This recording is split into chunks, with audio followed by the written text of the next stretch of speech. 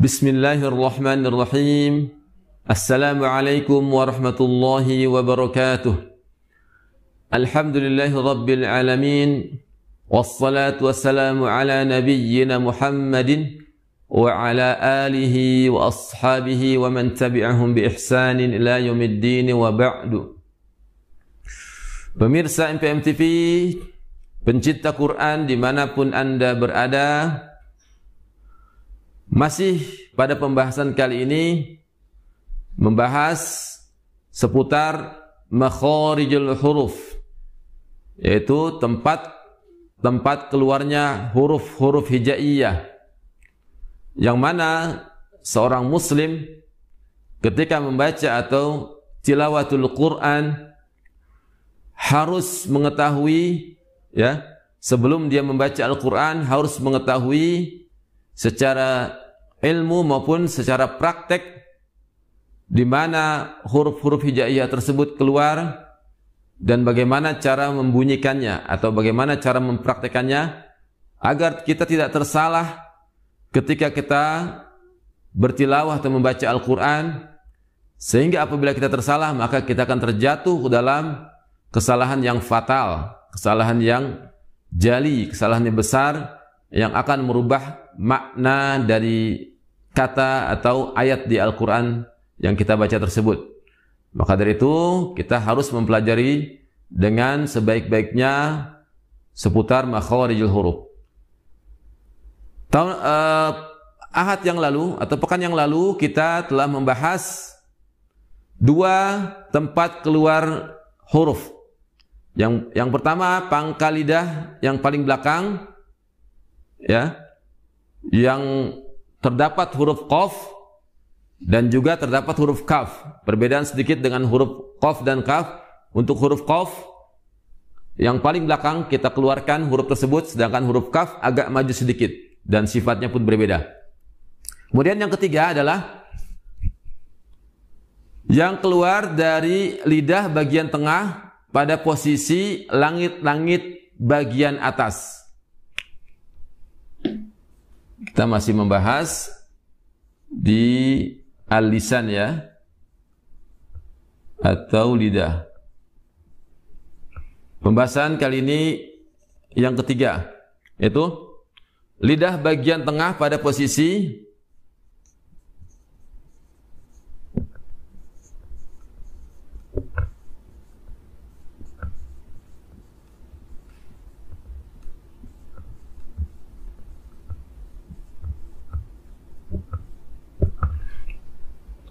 langit-langit bagian atas.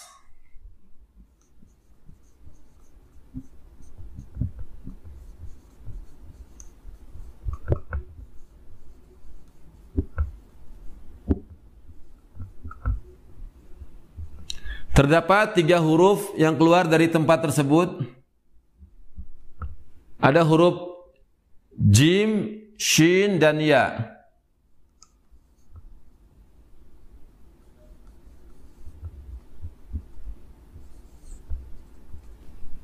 Ya, lidah yang paling tengah kita tempelkan ke langit-langit yang tengah pula di bagian atas, sehingga lidah yang tengah tersebut menempel ke bagian atas langit-langit kita, langit-langit mulut kita.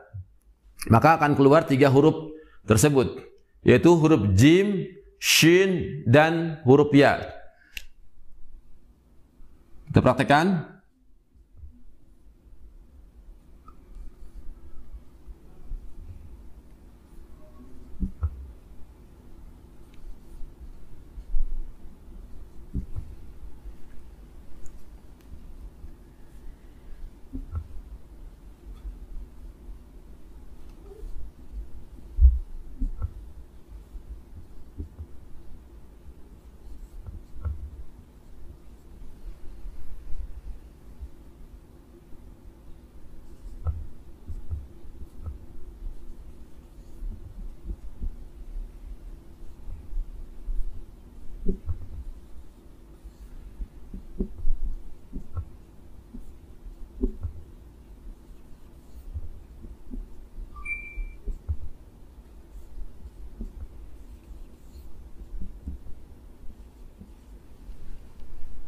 Kemudian setelah huruf ya.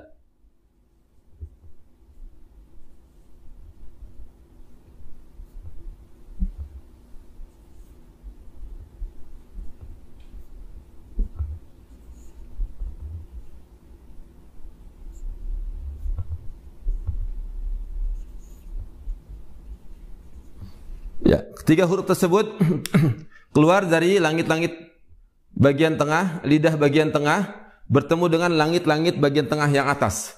Mari kita sama-sama mempraktekannya agar tepat mengucapkan huruf-huruf tersebut. Yang pertama ada huruf jim. Aj. Huruf jim. Aj. Ajja. Aji. Aju. Kita rasakan ya.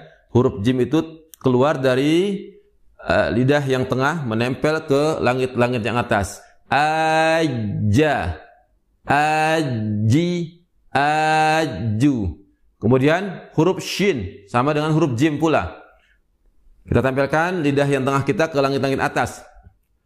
Ash, asya, ashi, ashu. Kemudian yang terakhir huruf ya. Ai, ayya, ayyi, ayyu. Ya, tiga huruf tersebut keluar dari lidah bagian tengah menempel ke langit-langit bagian atas. Ya, kemudian berikutnya ada huruf dod.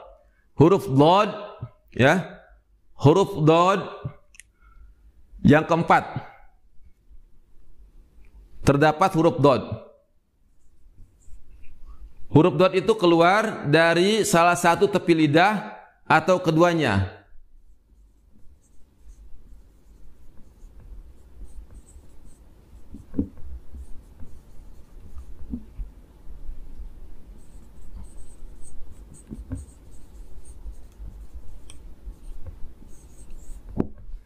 Ya. Menempel dengan gigi geraham.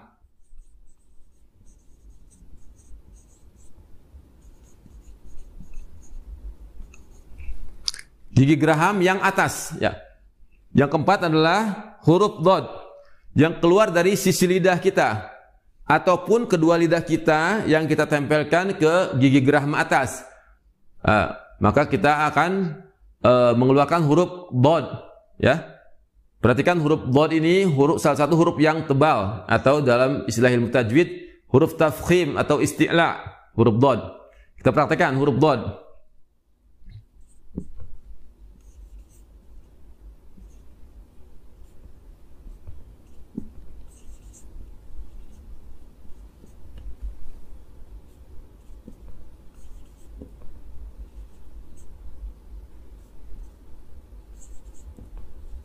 Ya.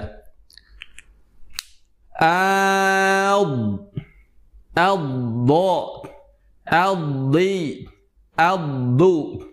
Perhatikan huruf dod.